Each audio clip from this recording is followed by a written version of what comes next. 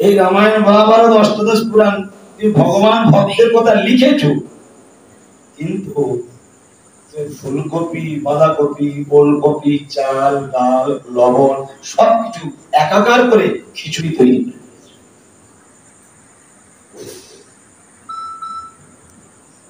ফুলকপি রসা যে আলাদা স্বাদ, আলু ভাজার যে আলাদা স্বাদ, শুক্তোর যে আলাদা স্বাদ, ডালের যে আলাদা স্বাদ, আবার শুধু অন্যের তার যে স্বাদ আলাদা, তুমি সমস্তটাই তুমি এক করে তুমি খিচুড়ি বানিয়ে ফেলেছো।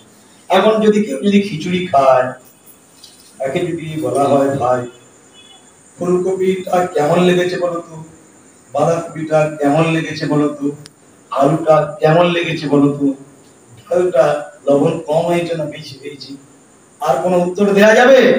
সমস্তটা মিলে একটা মাত্র উত্তর। এই জন্য তুমি ভক্তের কথা আলাদা করো, ভগবানের কথা আলাদা করো।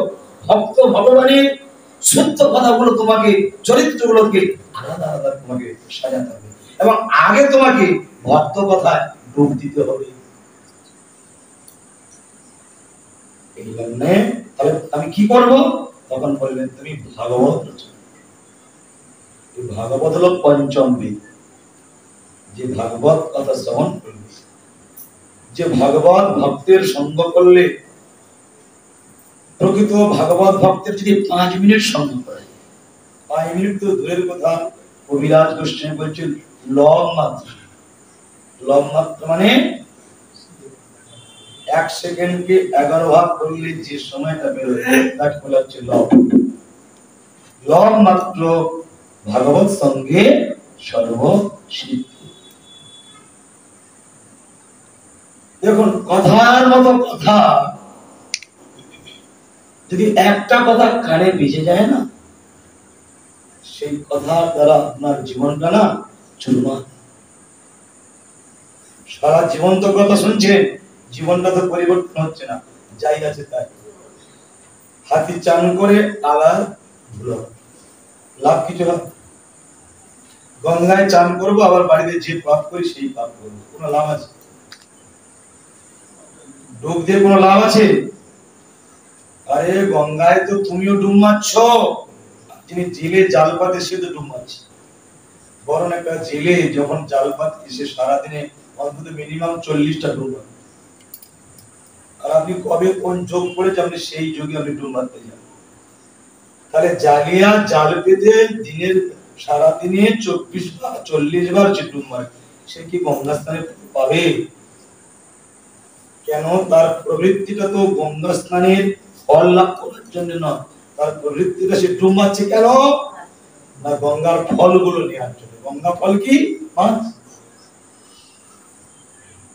গঙ্গায় স্নান করে আমার পাপ কমাবো, পাপের প্রবৃত্তি কমাবো, এই প্রবৃত্তি নিয়ে তো ডুব মারছে না। ভালো করে বলি, এই প্রবৃত্তি নিয়ে ডুব মারে? তাহলে জালিয়া যদি জেলে সে যদি গঙ্গায় যদি সারাদিনে 40 বার ডুব মারে, কি ফল? ফল কিছু।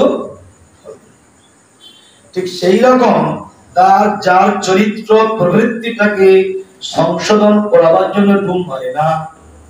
আমি এসেছি, আমি ডুববো, আমার বাড়িতে যা কিছু করতাম তাই, তাহলে কোনো রেজাল্ট আসবে কি? কোনো ফল আসবে কি?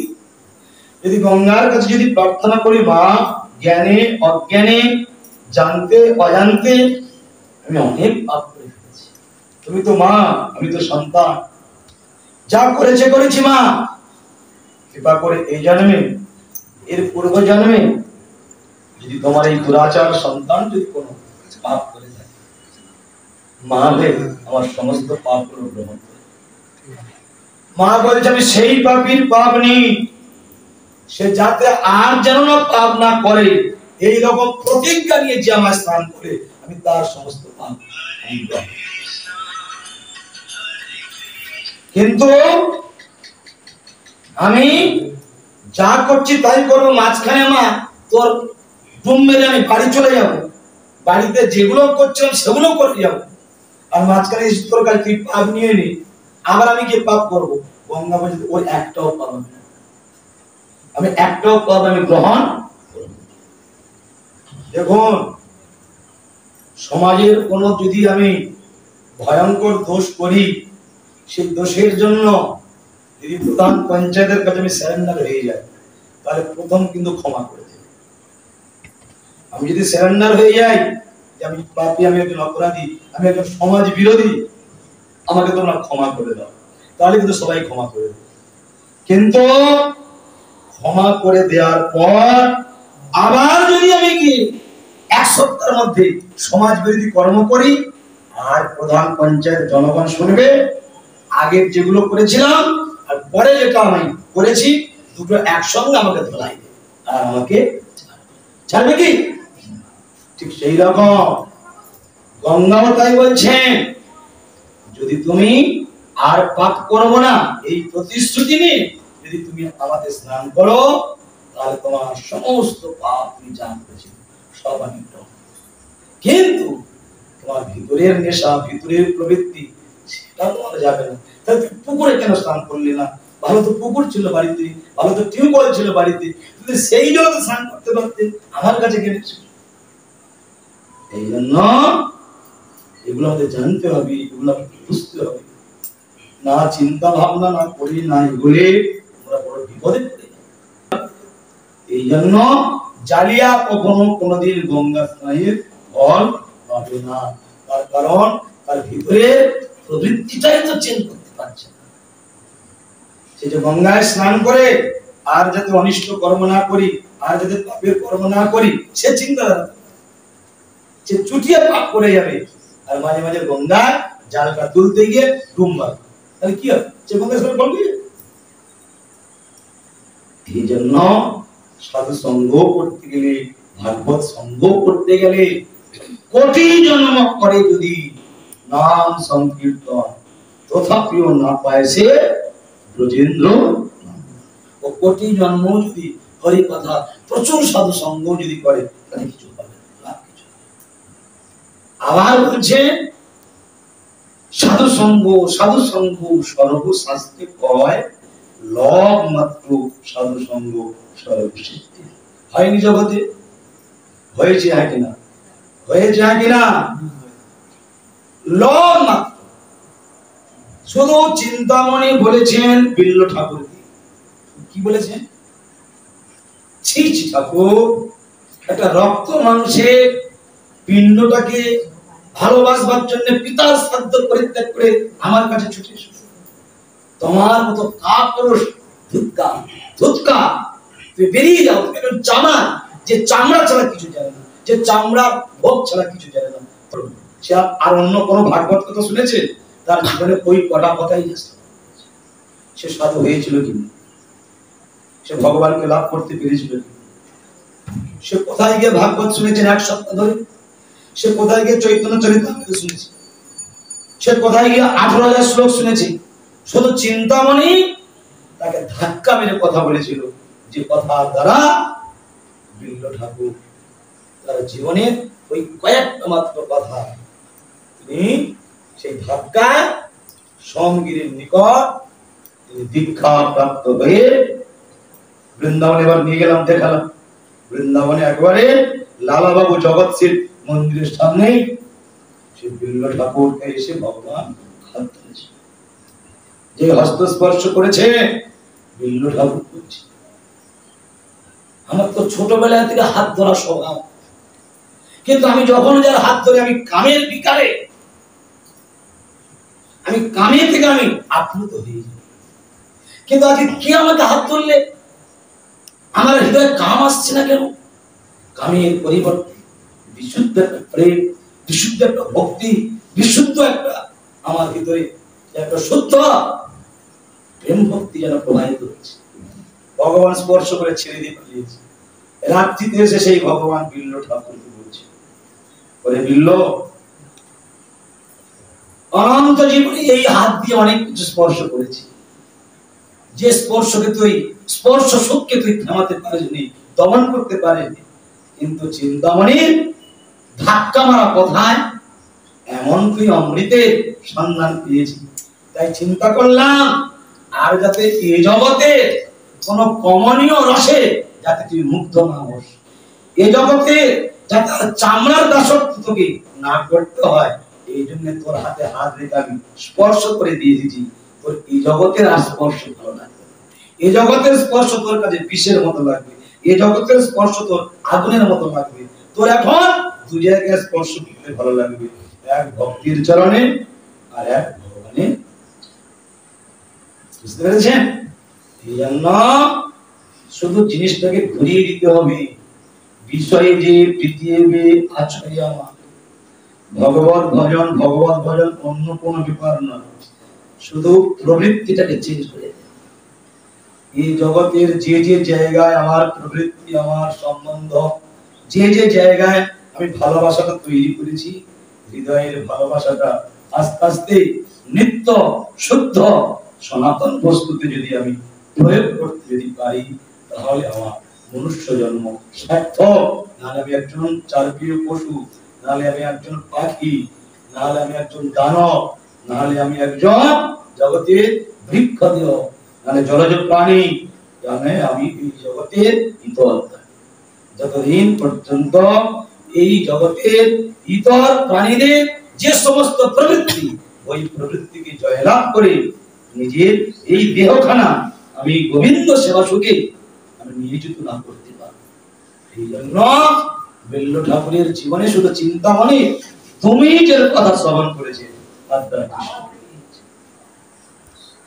সনাতন তো বাংলার রাজা হুসেন শাহ, আজ থেকে ৭৫ বছর আগে আজকে আমাদের বাংলার রাজা মমতা বন্দ্যোপাধ্যায়, কিন্তু ৫৩৫ বছর আগে এই বাংলার রাজা কে ছিলেন? বাংলার রাজা ছিলেন হুসেন শাহ। তাহলে সেই হুসেন শাহের দুজন মুখ্য সচিব ছিল, তার নাম হলো দবির খাস আর সাকর মল্লিক। সাকর মল্লিক ছিল সনাতন গোস্বামী, দবির খাস হলো রূপ গোস্বামী। এদের জীবনে বৈরাগ্য কবে এসেছিল? এরাও মাত্র একটা কথা শুনেছে। এই জন্য কথার মতো কথা শ্রবণ করে বাড়িতে গিয়ে হজম করতে হয়। আপনারা তো এই কান থেকে ঠকান আর এই কান থেকে পাঠের কথা পাঠে রেখে দেন। ও বাবা, তুই আজকে মঠে গিয়ে পাঠ শুনে সেই পাঠের কথা দিয়ে ঘরে নিয়ে চলে গেছি। আমার গুরু মহারাজ হাসির গল্প, হ্যাঁ, আমার গুরু মহারাজ বাস্তব কথা বলতেন। প্রত্যেকদিন সাবরি আমাদের বেহালা মন্দিরে গিয়ে পাঠ শুনে গুরুদেবের মুখে, আমাদের তখন গুরুদেব প্রত্যেকদিন পাঠ করত। আর বেহালা চৌমাথা থেকে, ওখান থেকে প্রত্যেকদিন পূর্ণিমা আমাদের মঠে পাঠ শুনতে যেতে যেতে একদিন বাড়ির বৌমা তখন সাজ জাগলো, বৌমা তুমি প্রত্যেকদিন কোথায় যাও? বলে কেন? ওই তো গোপীন রায় রোড, ওখানে চৈতন্য আশ্রম আছে, সন্ত গোস্বামী মহারাজ, ওখানে প্রত্যেকদিন সন্ধ্যার সময় পাঠ করে, ১ ঘন্টা করে পাঠ। বলে আমাকে একদিন নিয়ে যাও না। দেখলাম আমি একটু ঠাকুর দেখবো, মন্দির দেখবো, কিরকম পাঠ করে, সাধুরা কিরকম, আমি দেখতে যাবো। বাবা, এত অল্প বয়সে তোর আবার সাধুদের কাছে যাওয়ার, হ্যাঁ, বুড়ি হ, হ্যাঁ, স্বামী মরে যা, তারপরে তো হবে। এই জগতের ধান্দা হলো বাগানের সবচেয়ে যেটা পুরো শশা, সেই পুরো শশাটাই গোবিন্দের চরণে। আপনাকে যদি একটা পাতা কুঁচো মোটা লাল শশা আপনাকে আপনি খাবেন, গ্রহণ করবেন? উপনিষদের প্রথম শ্লোকে বলছে ঈশ বিশ্বমিদং সর্বং যৎ কিঞ্চিৎ জগতং জগৎ তেনা তত্তেনা ভঞ্জিতা মা কৃত কৃতসিদ্ধ। এই জগৎ সংসারে রূপ যৌবন যা কিছু সম্পদ কে দিয়েছে, যা কিছু আমাদের যোগ্যতা, যা কিছু আমাদের কোয়ালিটি, যা কিছু আমাদের প্রাপ্য, এই বস্তুটা কে দিয়েছেন? এক পূর্ব জন্মের সুকৃতি আর তার উপরে ভগবানের কৃপা। কি ভগবানের কৃপা ছাড়া হবে কি? মায়ের কোলে জন্ম সবা, রক্ত মাংসে গড়া, কেউ বা রাজা, কেউ বা ফকির। একই মায়ের গর্ভে জন্ম, কেউ রাজা হয়ে গেলে কেউ ফকির। এটা কার হাত? একই জমি জায়গা দু ভাইকে বন্টন করে দিলে কেউ হয়ে গেল রাজা, কেউ হয়ে গেল কারা? এক পূর্বজন্মের সুকৃতি আর দ্বিতীয় কপাল। কপাল মানে ভগবানের ইচ্ছা। চাষ করে সকলে ধান ফলে, মানে এখানে ভগবান ইচ্ছা। ঠিক আছে? তা ভগবান তিনি এই যে সম্পদগুলো দিয়েছে, এখন এই সম্পদগুলো তাকে তো দেওয়ার জন্য। এই যে জিহায় যে কথা, কানে যে শ্রবণ শক্তি, চোখের যে দেখার শক্তি, হ্যাঁ, এই যোগ্যতাগুলো কোন সেবায় লাগার জন্য? কানটা ভগবানের কথা শ্রবণ করবার জন্য, চোখটা ভগবানের রূপ দর্শন করবার জন্য, জিহাটা ভগবানের নিবেদিত প্রসাদ গ্রহণ করবার জন্য, তাই তো? চামড়াটা, কিন্তু আমরা কি করছি? চোখটা বাজে রূপ, কানটা বাজে কথা, জিহাটা বাজে কথায়, চামড়াটা বাজে রসে। এটা কতদিন চলবে ভাই এই ব্যবসাটা? কিন্তু তুমি সংসারে এসেছো কেন? সংসারে কি জন্য এসেছো? স্ত্রীর খোদাবা মিটাবার জন্য সংসারে এসেছো? ছেলের পাওনা দেওয়ার জন্য সংসারে এসেছো? ছেলের ঘর বাড়ি তৈরি করার জন্য সংসার? এটা কোন জায়গায় লেখা আছে? কিন্তু সব জায়গায় একটা কথা লেখা আছে, কৃষ্ণ ভজি বা করে সংসারে। আপনারা প্রমাণ করেন কোথায়? ওদের ওই সমস্ত ক্ষুধা মেটাবার জন্য আপনি সংসারে এসেছেন। আপনি গ্রন্থ আনুন আর আমি গ্রন্থ দেখিয়ে দিচ্ছি। আপনি একটা কাজের জন্য আপনি জগতে বেড়াতে এসেছেন, সেটা কি? কৃষ্ণ ভজিবার। স্ত্রী ভোগ করবে কে?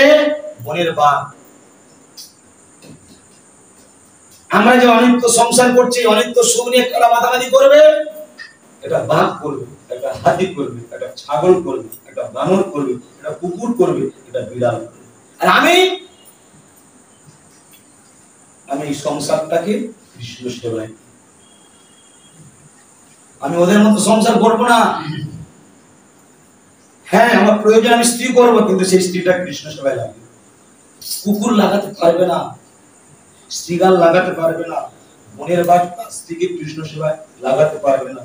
কিন্তু আমি আমার স্ত্রীকে কৃষ্ণ সেবায় লাগিয়ে, আমি আমার ছেলেকে কৃষ্ণ সেবায় লাগিয়ে, আমি আমার সংসারকে কৃষ্ণ সেবায়। আমার বলিতে প্রভু আর কিছু নাই, তুমি আমার মাত্র। তাই আমার যে সংসার, আমার যে কোয়ালিটি, ওদের সাথে একাকার করব, ওদের সাথে একাকার করব না। আমি নতুন সংসার করেছি, আমি 80 লক্ষ জন সংসার করেছি, কিন্তু মানুষ হয়ে আজ কি সংসার করব? কৃষ্ণের সংসার করো ছাড়ি অনাচার, আর জীবে দয়া নামে রুচি সর্বধর্ম সার। নদিয়া গোত্রমি নিত্যানন্দ মহাজন, আতি আছে নাম হট্ট জীবের ঘর। তাই আমি যে সংসার করব নিত্যানন্দ, আমার সংসারে নিত্যানন্দ তত্ত্বকে বন্ধ করি, সবকিছু গুণময়, সবকিছু ভগবত। স্ত্রী আনতে কোনো দোষ নাই, ছেলের জন্ম দিতে কোনো দোষ নাই, ব্যাংক ব্যালেন্সে টাকা রাখতে কোনো দোষ নাই। আপনি সবকিছু করো, কিন্তু ওটা আপনার নয়, ওটা কৃষ্ণের করে দেয়। যেটা অন্য জন্মে পারিনি, সেটা আমাকে এই জন্মেই করতে হবে। আমার বলে কোনো গৃহ নাই, আমার বলে কোনো স্ত্রী নাই, আমার বলে কোনো ছেলে নাই। স্ত্রীটা এসেছে কৃষ্ণ ইচ্ছায়, ছেলেটা এসেছে কৃষ্ণ ইচ্ছায়, আর কৃষ্ণ ইচ্ছায় আমি যাব, ছেলেও যাবে, স্ত্রীও যাবে। আপনি জগতে আছেন, আপনার স্ত্রী চলে গেল, আপনার কথা শুনেছে কি? আপনার কথা শুনেছে? যার সাথে এতদিন এত কারবার করলেন, হ্যাঁ, এত কিছু ফুসফুস গুজগুজ করলেন, আপনাকে ছেড়ে চলে গেল কেন? স্ত্রীটা কার কথায় চলাফেরা করে? কৃষ্ণের কথায় চলাফেরা। কৃষ্ণ ডেকেছে, তাই আপনার হাত ছেড়ে। আপনার স্বামীটা কার কথা শোনে? আপনার কথা শোনে? আপনার হাতের বাঁধন খুলে দিয়ে, ঠিক এই জগৎটা সব কৃষ্ণের কথায় চলছে। এই জন্য ছেলেকেও আমি জন্ম দিতে পারি না, মেয়েকেও আমি জন্ম দিতে পারি না, আমি পিতা হতে পারি না, সবকিছু কৃষ্ণের ইচ্ছা। কৃষ্ণ ইচ্ছায় পুত্র আসে, কৃষ্ণ ইচ্ছায় ছেলে মেয়ে আসে, স্ত্রী আসে, আর কৃষ্ণ ইচ্ছায় আমার ইচ্ছা মতো ওরা যাবে না, কৃষ্ণের ইচ্ছা মতো আটকাতে পারবেন আপনি? আপনার ছেলেকেও আটকাতে পারবেন না, আপনার স্ত্রীকেও আটকাতে পারবেন না, আর আপনি নিজেও নিজেকে রক্ষা করতে বলুন। চরম বিপদ যখন দ্রৌপদী পড়েছিল, পেরেছিল যুধিষ্ঠির মহারাজ দ্রৌপদী ঠেকাতে, রক্ষা করতে পেরেছিল? অর্জুন, ভীম, নকুল, সহদেব, ঠাকুরদা, ভীষ্মদেব পেরেছিল? কেউ পারেনি। গোটা পৃথিবীর সামনে, পৃথিবীর জনগণের সামনে তাকে ল্যাংটা করে দিচ্ছে, উলঙ্গ করে দিচ্ছে, কেউ কেউ কেউ তাকে রক্ষা করতে পেরেছিল? কিন্তু যখন দুটি হাত তুলে তখন চিন্তা করলো এই সংসার বেঈমান, এই পৃথিবী বেঈমান, এই জগতে কৃষ্ণ কৃষ্ণ ভক্ত ছাড়া জগতে সব বেঈমান। শেষ পর্যন্ত দ্রৌপদী দুটি হাত তুলে তখন ভগবানের কাছে কাতর প্রার্থনা, এই জগৎ বেঈমান নয়, আমি তোমার ইচ্ছা এসেছি আর তোমার ইচ্ছা আমি যাবো। আর এই সম্পদ যদি তুমি যদি লজ্জা যদি নিবারণ করো, একমাত্র তুমি পারবে, কারণ তোমার জিনিস। তুমি যদি এটা ঢাকা দাও তো ঢাকা দাও, আর না হলে তোমার দেহ তুমি কি করবে করো। যেই জগৎ সারেন্ডার হয়ে গেলে ভগবান অনন্ত বস্ত্ররূপী জগৎ তাকে। তাহলে কৃষ্ণের ইচ্ছা আমি রক্ষিত, কৃষ্ণ ইচ্ছা আমার স্ত্রী রক্ষিত, কৃষ্ণ ইচ্ছা আমার ছেলে রক্ষিত, কৃষ্ণ ইচ্ছায় ছেলে এসেছে, কৃষ্ণের স্ত্রী এসেছে, আর কৃষ্ণের ইচ্ছা মতো আপনার কেউ দাস নয়। আপনি মনে করছেন আমার ছেলে আমার মেয়ে, এটা তো একটা ফালতু, এটা একটা মায়াবী। এই জগৎটাই কৃষ্ণের দাস, কৃষ্ণের আন্ডারে, কৃষ্ণের ইচ্ছাতে আসে আর কৃষ্ণের ইচ্ছাতে চলে যায়। আপনি শত চেষ্টা করলেও, শত কোয়ালিটির দ্বারা আপনি জগৎকে আটকে আপনি লাগতে।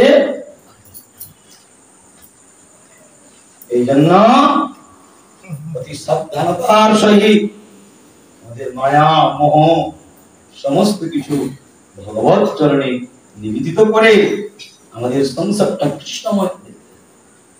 যা কিছু আছে সব ঠিক আছে, আপনি একটু ঘুরিয়ে দেন না।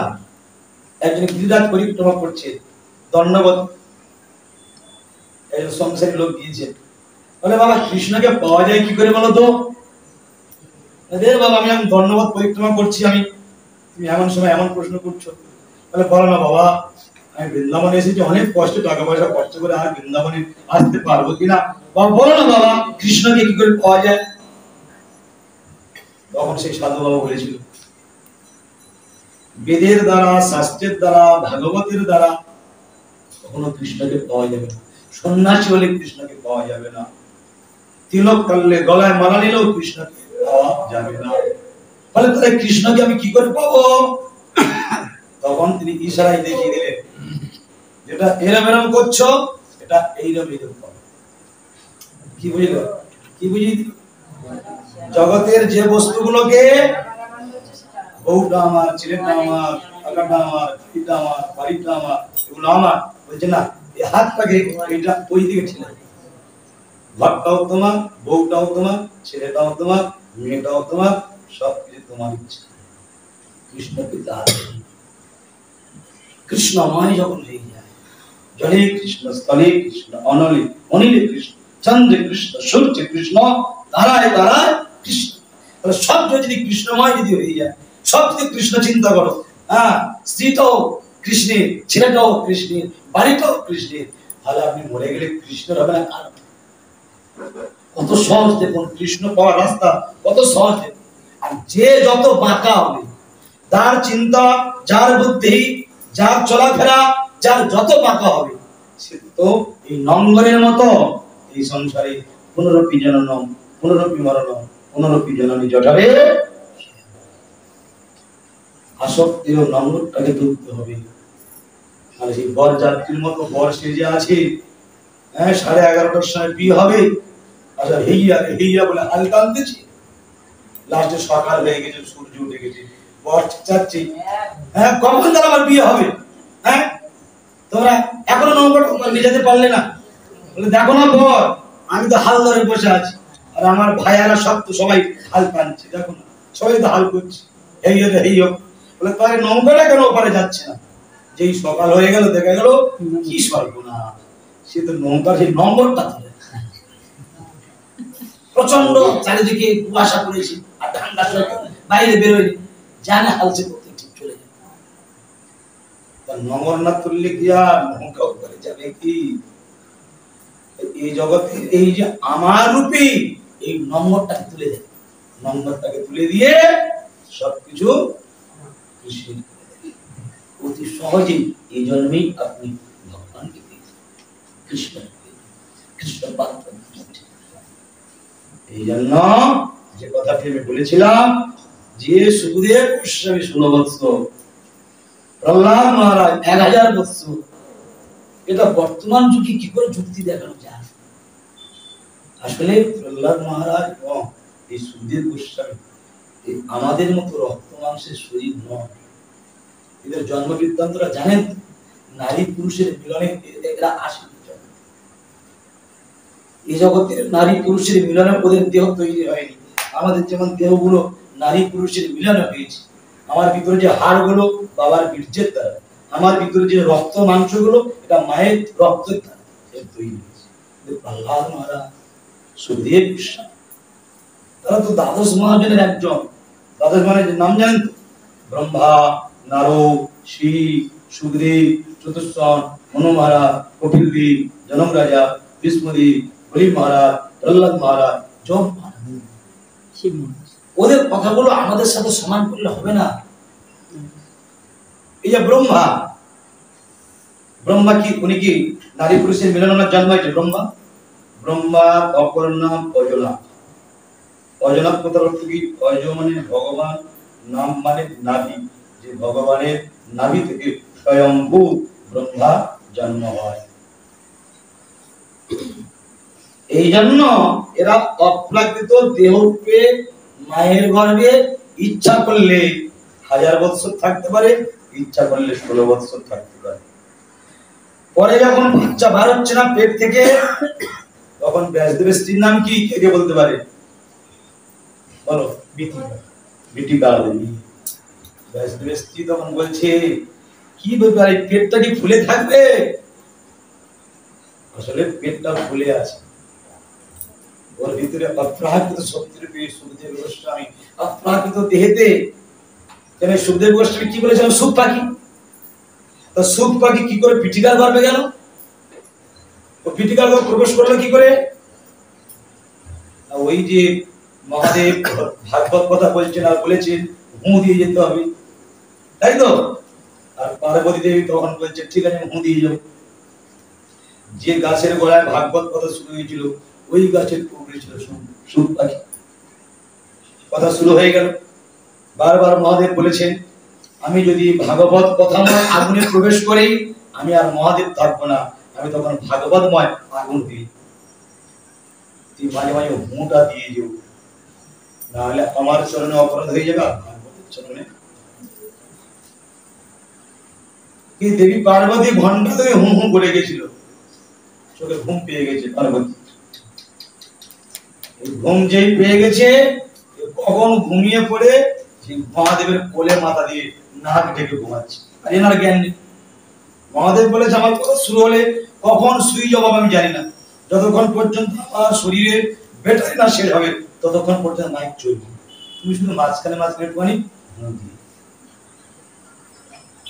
পার্বতী দেবী যে ফুল স্টপ করে ফেলেছে তখন সুখ পাখি চিন্তা করলে আহা এই অমৃতস্ব ভাগবত কথা, এই যে প্রবাহ, এমন মহাগঙ্গা প্রবাহিত হচ্ছে মহাদেবের মুখ থেকে, কিন্তু আমার পার্বতী দেবী তো বিশ্রামে চলে গেছে।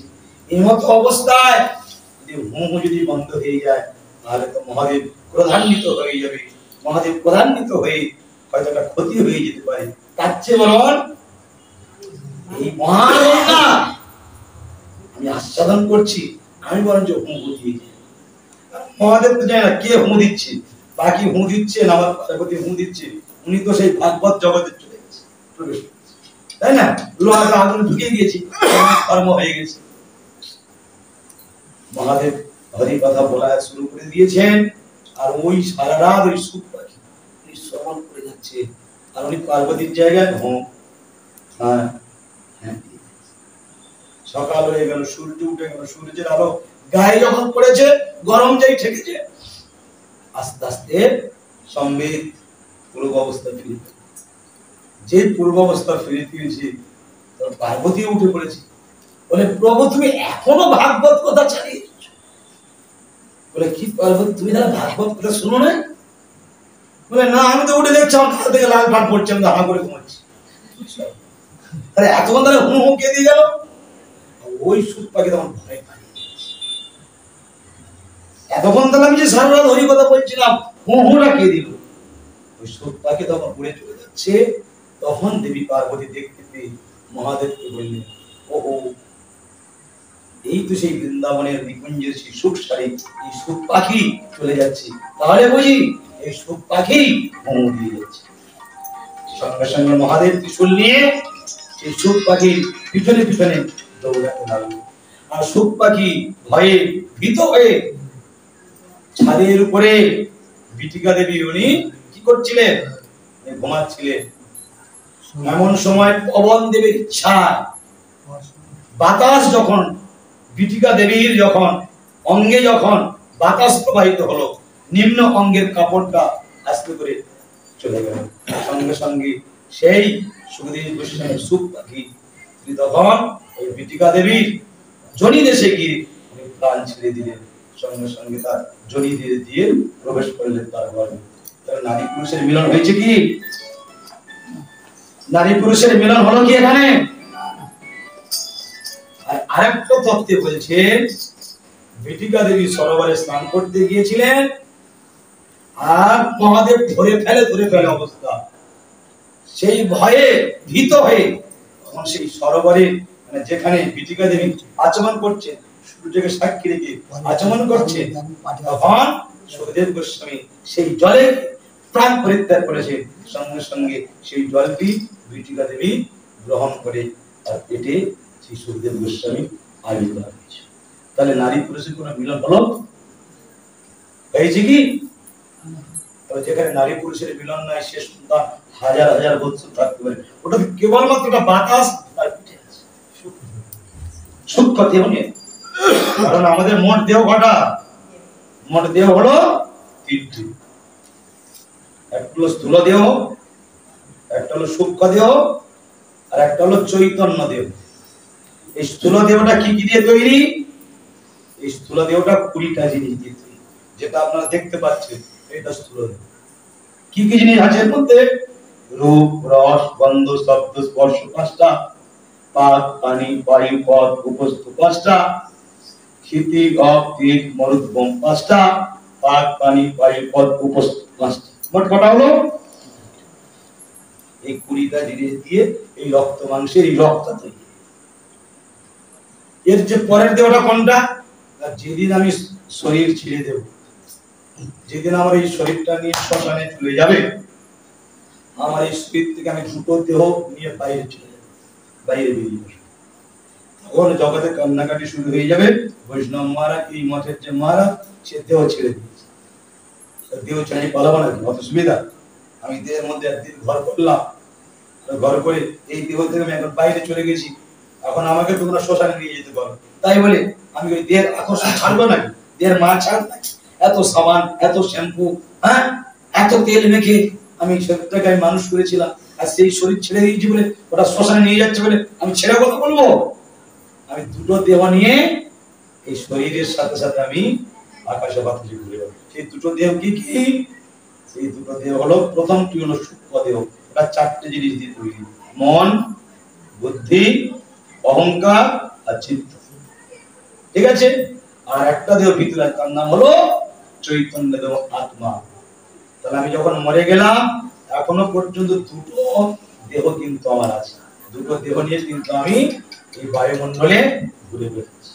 দেখি আমার ছেলেরা কি করছে, ভালো করে শ্রাদ্ধ করছে কিনা, নাকি হ্যাঁ যেখানে সেখানে খেয়ে ফেলছি, বিড়ি বিড়ি খেয়ে ফেলছি কিনা, কি দেখি আমার কাজটা শুদ্ধভাবে করছি কিনা, ঠিক দেখে। ঠিক আছে? এই জন্য আমাদের দ্বিতীয় দেহ হলো ওই মন, বুদ্ধি, অহংকার, চিত্ত, আর তৃতীয় দেহটা হলো কোনটা? আত্মা।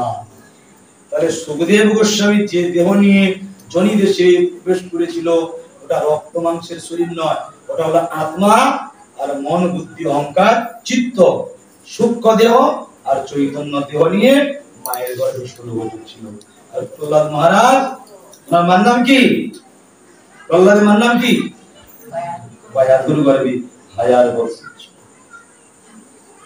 কিন্তু যখন ব্যাসদেব গোস্বামী যখন ভগবানের শরণাগত হলো যে আমার কি সন্তান হবে না, তখন বললো যে তোমার সন্তান মহান ভাগবত, শুধু ভাগবত ধর্মে মহাদেবের কাছে ভাগবত কথা শ্রবণ করেছিলেন, আর সেই ভাগবত কথা শুনতে শুনতে সেই ভাগবত রসে সে এখন ডুবে আছে, ও মার গর্ভ থেকে বার হবে। বলে আমি কি করে বার করবো? বলে তুমি গিয়ে তোমার স্ত্রীর গর্ভের কাছে গিয়ে স্তব স্তুতি করো, হে সন্তান, হে সুখদেব, তুমি সেই সুখ পাখি, আমি বলছি তোমাকে মায়া স্পর্শ করবে না। ও ভয়তে বেরোচ্ছে না। কেন বেরোচ্ছে না? এই জগতে গেলে মায়া আছে, মায়া তাকে আকৃষ্ট করে। এই ব্যাসদেব গোস্বামী তখন স্তব স্তুতি করলেন যে ভগবান আমাকে কথা দিয়েছে তুই বহির্গত হ। সঙ্গে সঙ্গে সুখদেব গোস্বামী যখন বহির্গত হলো, ভগবান যোগ মায়ার দ্বারা যে কবছর মায়ের গর্ভে ছিলেন, যখন সেই গর্ভ থেকে যখন বাইরে আসলেন, বাইরে আসার পর তবে তার 16 বছরের হয়েছিল। মায়ের গর্ভে থেকে যখন বার হয় তখন 16 বছরের ছেলে হয়নি। মায়ের গর্ভে থেকে যখন আসে তখন সূক্ষ্ম একটা বাতাস এসেছিল, আর সেই বাতাসটা সূক্ষ্ম দেহেতে ভগবত ইচ্ছায় যোগমায়া দুর্গা দেবীর দ্বারা তার 16 বছরে তখন দেহ দিয়ে দেয়। 16 বছর যখন দিয়ে দেয় তখন তার দেখলো গোপ্ত বার হয়ে গেছে, ওরা চুলফুল বার হয়ে গেছে, বিবস্ত অবস্থায় উলঙ্গ। সেই অবস্থায় তখন উনি কি করলেন? চারিদিকে দেখছেন মায়া, মা কাউকে করছি, বাবা কাউকে করছি, হ্যাঁ বাবা তুই এতদিন গর্বে ছিলিস, কিন্তু এদেরকে তো চিনতে পারছে না, কে মা কে বাবা, ও তো জানে না, ও জানে একজনকে, সেই হলো ভগবত তত্ত্ব ভগবান। তখন চিন্তা করলো আমি এতদিন গর্বের ভিতরে যার সাথে ছিল সে রূপময় ভগবান কোথায়? তখনই সুখদেব গোস্বামী বনে চলে গেলেন। পরে ব্যাসদেব তিনি আবার স্তব স্তুতির দ্বারা ওই জঙ্গল থেকে ধরে এনে আবার সুখদেব গোস্বামীকে ভাগবত কথা শ্রবণ করিয়েছিলেন। শ্রবণ করাতে তবে সেই সুখদেব গোস্বামী জগতে মহান ভাগবত হয়। তাই অহং বেদমি সুখবেত্তি, কে বলছে? মহাদেব বলছে। আমি একটু জানি কিন্তু খুব ভালো জানে কে? সুখদেব জন্য কবিরাজ গোস্বামী সেই চৈতন্য চরিতামৃতে ভাগবত কথা রসায়নময় কথা আমাদের আস্বাদন করাচ্ছে। দুটো লাইন পড়বো, কারণ যেহেতু যেখানে রেখেছেন সেই দুটো বয়ান আমি একটু ব্যাখ্যা। দুই পাশে এক সম্প্রদায়, জগন্নাথের আগে চারি সম্প্রদায় গায়, যার ধ্বনি শুনি বৈষ্ণব হইল পাগল, বৈষ্ণবের মেঘ ঘটায় হইল বাদল। শান্তিপুর আচার্যের এক সম্প্রদায়, অচ্যুতানন্দ আছে আর সব গায়। আচ্ছা, এখানে 7 সম্প্রদায় 14 মাদল। তাহলে জগন্নাথের সামনে কটা সম্প্রদায়? 4 জন সম্প্রদায়। কোন যজ্ঞ করতে গেলে 4 জন বৈষ্ণবকে 4 দিকে বসাতে হয়। তাদের নাম কি কি? সনক, সনন্দ, সনাতন, সনাতন।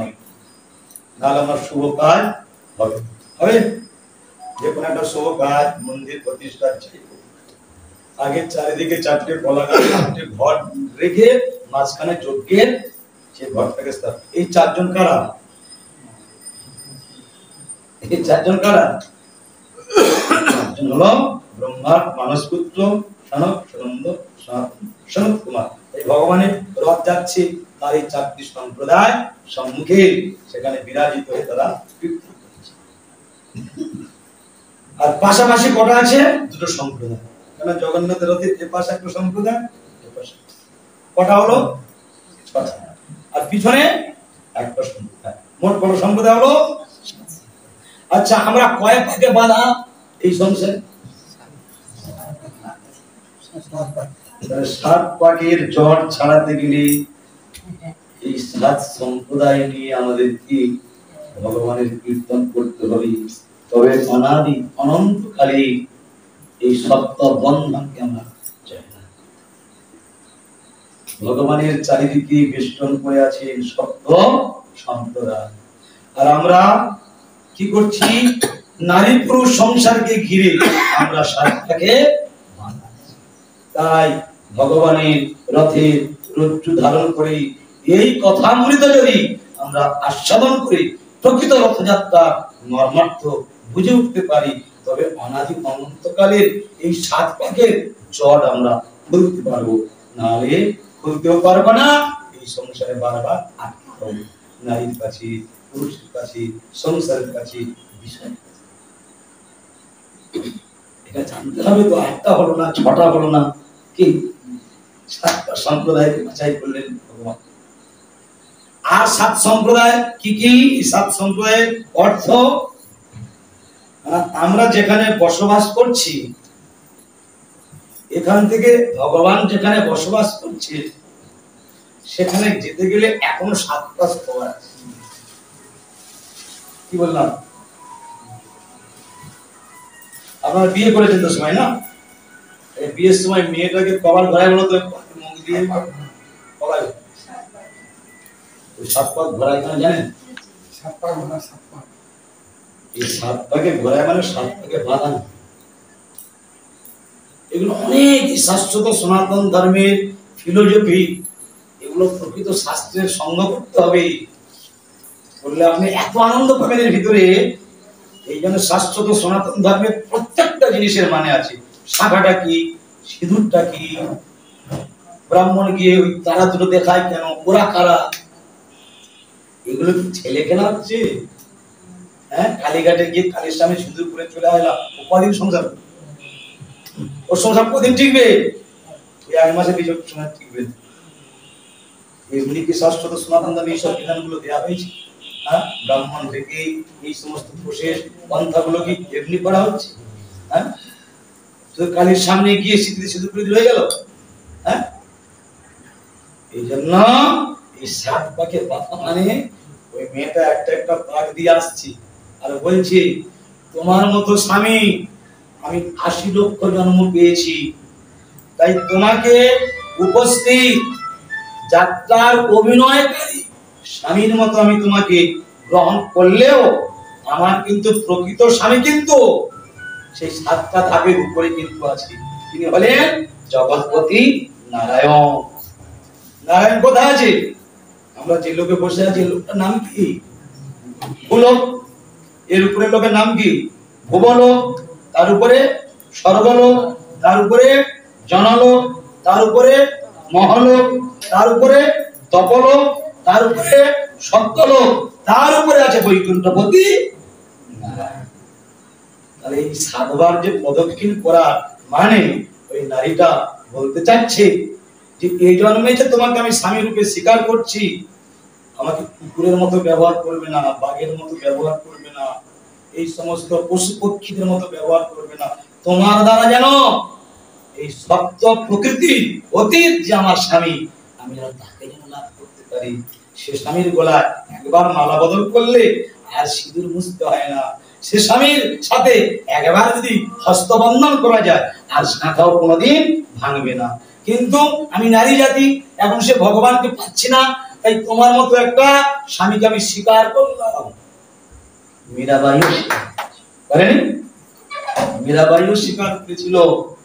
কিন্তু প্রকৃত এই জগতে বাঁচতে গেলে, নারী জাতি রক্ষা পেতে গেলে উপস্থিত একটা পুরুষের আনুগত্যে থাকতে হবে। নারীর জীবনটা হলো আনুগত্যময়। প্রথম জন্মে বাবার অধীনে, বিবাহ দিলে স্বামীর অধীনে, বিধবা হয়ে গেলে ছেলের অধীনে থাকা উচিত।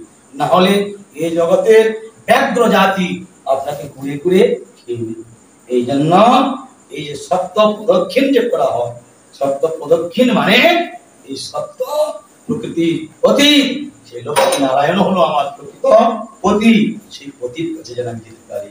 এই জন্য এই ভগবান সত্য সম্প্রদায়কে নিয়ে কীর্তন করছে, আর আমরা সেই সত্য সম্প্রদায়কে নিয়ে দড়ি টানছি। অনাদি অনন্তকালে এই সংসার বন্ধন থেকে যেন আমরা যেন সেই জগৎপতি জগন্নাথকে যেন আমরা প্রতিরূপে পেতে পারি। আর 14 মাদক, 14টা খোল পাচ্ছি।